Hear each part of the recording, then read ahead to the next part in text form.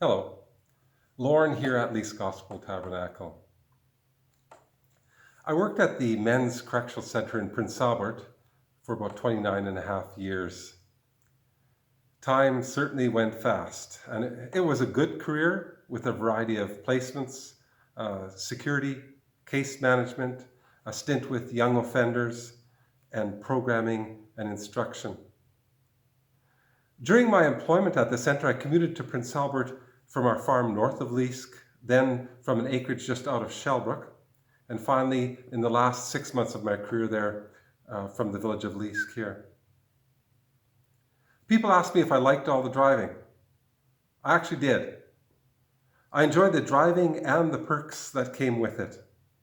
Challenging weather and road conditions, interesting behavior of drivers, great conversations with hitchhikers, some hitchhikers I probably shouldn't have picked up, and wildlife.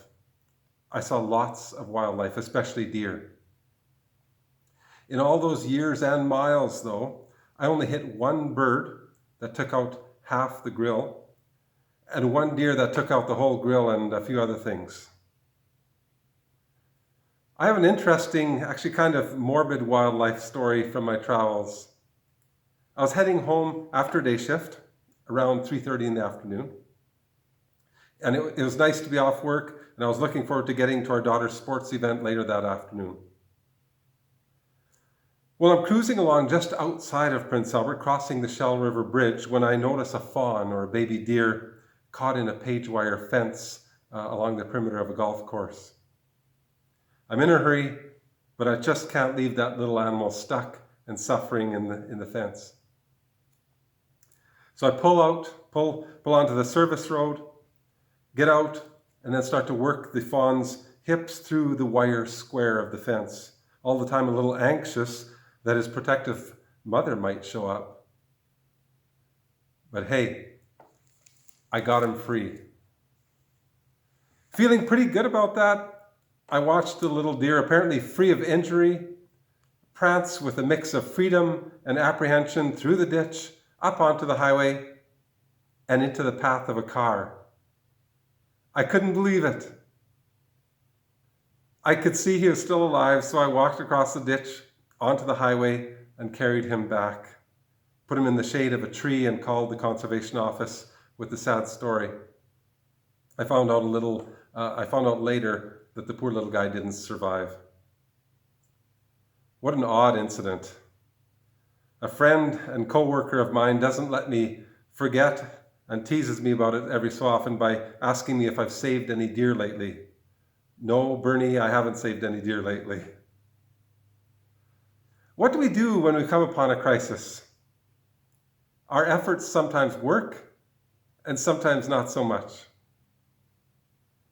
We don't know the future and how things will play out in specific situations. We don't know what the future holds, but we can know who holds the future.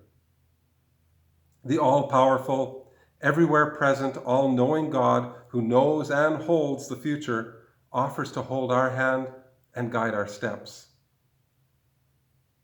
So what do we do when we come upon a crisis? In Psalm 50, verse 15, God invites us, "Then call on me when you are in trouble, and I will rescue you, and you will give me glory." And Hebrews 4:16 encourages us, "So let us come boldly to the throne of our gracious God. There we will receive his mercy, and we will find grace to help us when we need it most." Whether it's a social, economic, political, relational, emotional, and especially spiritual crisis or issue, call on the one. Talk to the one who not only knows the answers, but even knows your questions. Whether it's a need you have, a concern for family, friend, or our nation, take it to God. Let's pray. You are God. You are good.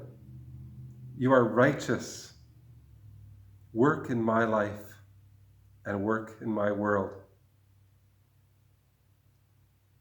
Thanks for sharing this time, and take care.